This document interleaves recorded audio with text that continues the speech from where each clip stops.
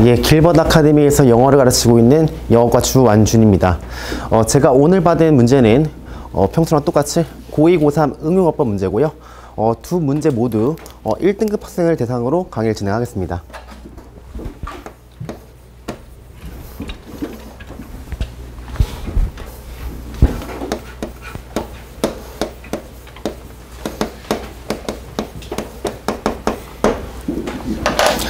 자, 일단 오늘 강평 진행하기 이전에 앞서서요. 제가 오늘 받은 두 가지의 문제는 거의 다 비슷한 흐름을 가지고 있습니다. 제가 질문 한번 드리고 싶은데요. 혹시 김진원 선생님, 네. 혹시라도 그래서 문제를 제기하면 그 후에는 혹시 어떤 게 나올까요? 문제를 예, 그러니까 어떠한 문제점이 있어서 이 문제점을 제기했을 때 그래서 그 뒤에는 혹시 어떤 흐름으로 진행이 될까요? 거기에 대한 뭐 해결책이나 뭐 이런 부분들이 예, 맞습니다. 예. 오늘 받은 두 문제는 자, 1번, 2번 둘 다 어떤 흐름이냐면요.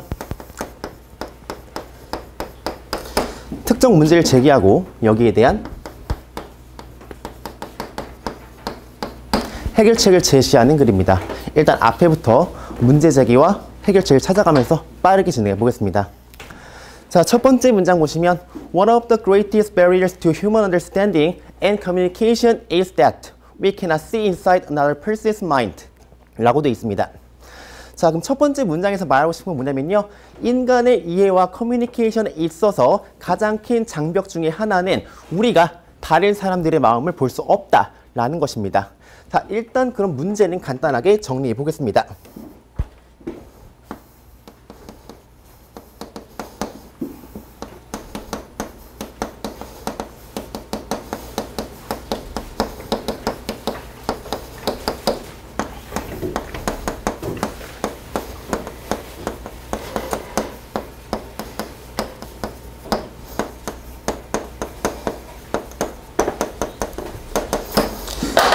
자, 요렇게 일단 문제 제기가 됐고요. 그 뒤에 있던 문장은 앞에 있는 문장을 약간 더 보충해 주면서 조금 더 문제를 심화시켜 줍니다.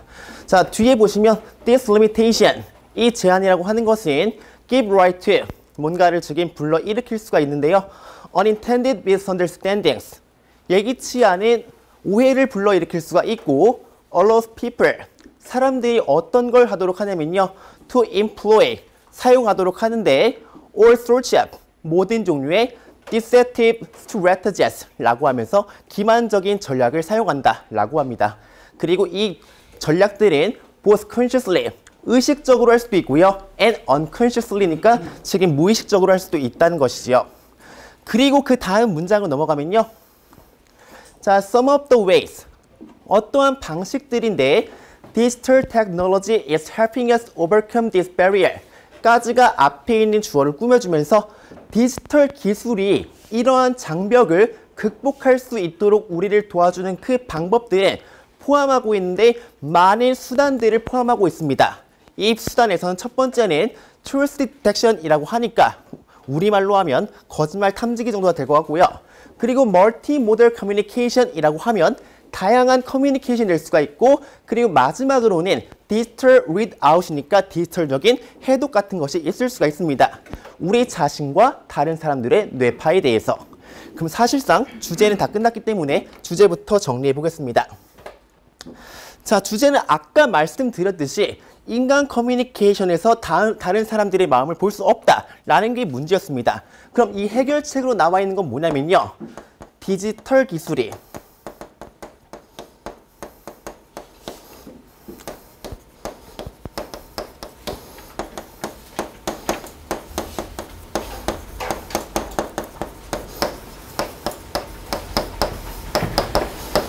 사람의 마음을 보는 데 도움이 된다 라고 하는 게 주제였습니다. 그리고 지금 1번, 2번 보면서 문법적으로 잘못된 부분을 볼 건데요. 자, 일단 1번 같은 경우에는 쭉 보다 보면 지금 이게 동사라고 착각할 수도 있지만요. 사실상 이때 여기는 some of the ways 뒤에 이쪽부터 지금 이쪽까지가 앞에 있는 주어를 꾸며주고 있는 관계대명사 생략절입니다. 자, 관계부사 생략절입니다. 그렇기 때문에 그 뒤에 보면 원래 동사가 있어야 되는데 동사가 전혀 나와 있지 않죠. 그래서 저는 1번은 including을 include로 고쳤습니다.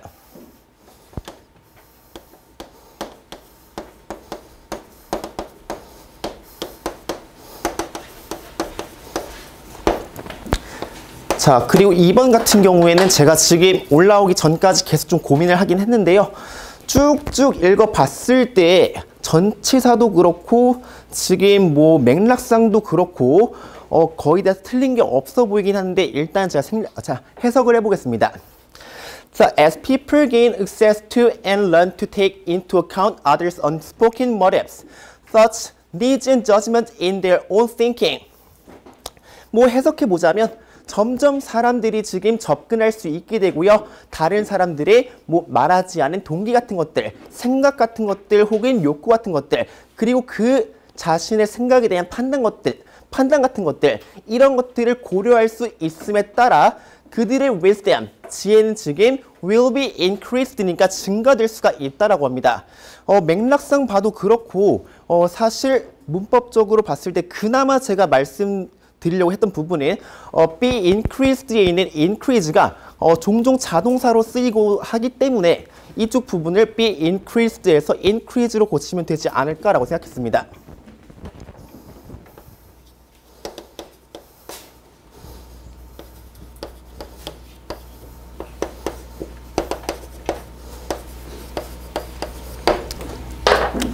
그럼 이렇게 해서 2번으로 넘어가 보겠습니다.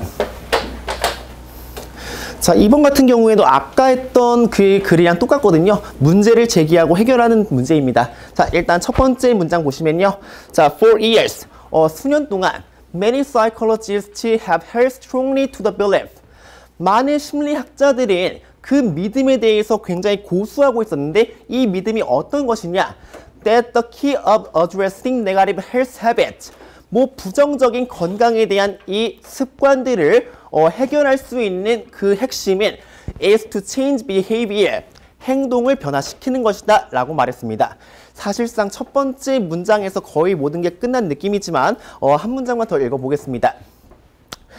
다음 문장에 보시면 이때 this는 앞에 있는 behavior, 행동을 받고 있고요. 그 뒤에 봤을 때 콤마에서 지금 말하고 싶은 거는 more than values and attitudes. 뭐 가치관도 있고 태도도 있지만 그 이상으로 이러한 행동들은 그 특성 혹은 개성에서의 부분이 될 수가 있는데 어떤 부분이냐면 that is easiest to change니까 가장 변하기 쉬운 부분이다. 이렇게 말하고 있죠.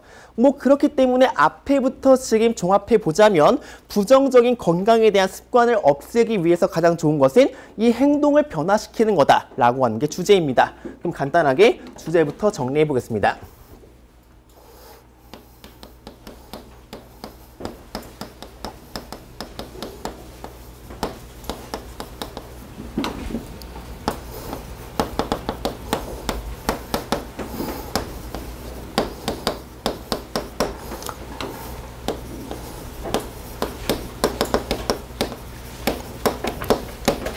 자, 이렇게 해석하고 그 다음에 3, 4번 문제 간단하게 보겠습니다. 3번에 보시면 지금 되게 잘 안 보이는 부분이거든요. 근데 그 대신에 사실 the key, 핵심이라고 하는 이 명사들은 보통 뭐뭐에 대한 핵심이라고 나오면서 of가 아니라 소유의 이 of가 아니라 뭐뭐에 대한이라고 하는 전치사의 to로 고쳐야 됩니다. 자, 그래서 여기는 제가 3번은 key 뒤에 있는 of를 to로 고쳤습니다. 그리고 4번 같은 경우에는 뭐 자주 나오는 뭐 문장이긴 한데 읽어보면서 해석해보면서 제가 한번 해결해 보겠습니다. 4번을 읽어보시면 Although this technique alone will not produce changes. 뭐 비록 이러한 기술 하나만으로는요 그 변화를 만들 수가 없지만 when using alongside other behavior modification tactics and coping strategies. 뭐 일단은 해석해 보겠습니다. 뭐 사용할 때인데 뭐뭐와 함께, 즉 그러면 다른 행동에 대한 수정 전략이나 혹은 대처 전략과 함께 사용할 때 이 behavior changes, 행동적인 변화는 효과적이라는 게 지금 증명이 됐습니다. 몇몇 사람에 있어서. 해석해 보자면 지금 이때 when은 분사 구문으로 나와 있는 부분이기 때문에 사실상 여기 있는 주어가 앞에 있는 테크닉이거든요. 그럼 이 기술이란 것은 스스로 뭔가를 사용하는 능동이 아니라 수동이기 때문에 자, 이때 여기 있는 using 같은 경우에는 used로 고치겠습니다.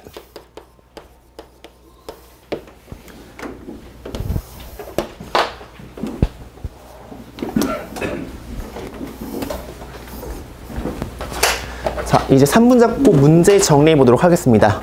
1번 같은 경우에는 자, 지금 사실은 모든 영어 문장에서는 주어는 없어도 되지만 동사는 반드시 필요합니다.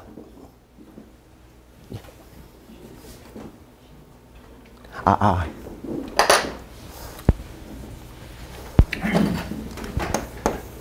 3분 잡고 문제 풀어보겠습니다.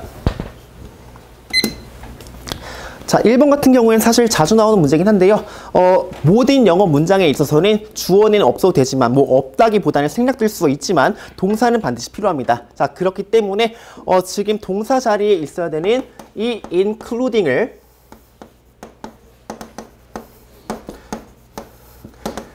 include로 고치면서 동사로 만들었고요.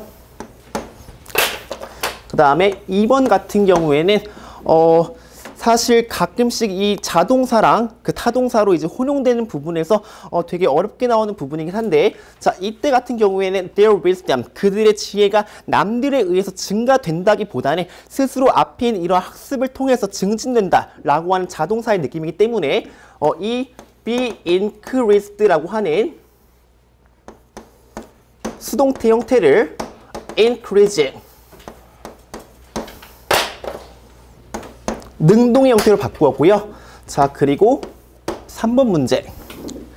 3번 문제 같은 경우에도 사실은 지엽적으로 내면 굉장히 어려울 수 있는 문제지만 어쨌든 이 특정 이 명사들은 특정 전치사를 항상 달고 다니는 부분이기 때문에 이 부분도 강조해서 봐야 될 부분이고요. 자, 마지막 4번 같은 경우에는 정말 자주 출제되는 문제이고 분사 구문의 의미상 주어를 찾아서 수동과 능동을 구별하는 문제 굉장히 많이 나오는 문제입니다. 자, 그래서 여기는 자, using 앞에 주어가 지금 현재 디지털 기술이기 때문에 자, 이때 여기는 used로 고쳐지면서 이렇게 마무리됐습니다. 그리고 출제율과 난이도를 분석해 보도록 하겠습니다.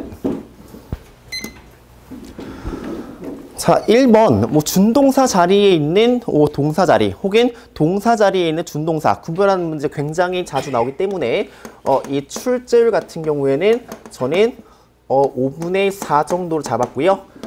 난이도 같은 경우에도 실제로 되게 많은 동사들이 한 문장에 막 돌아다니고 있기 때문에 사실상 그 생략되어 있는 부분을 제대로 모른다면 학생들이 분석이 제대로 안 되는 부분에 있어서 난이도는 굉장히 높게 잡아서 5분의 4 정도로 잡았습니다. 자, 그리고 2번.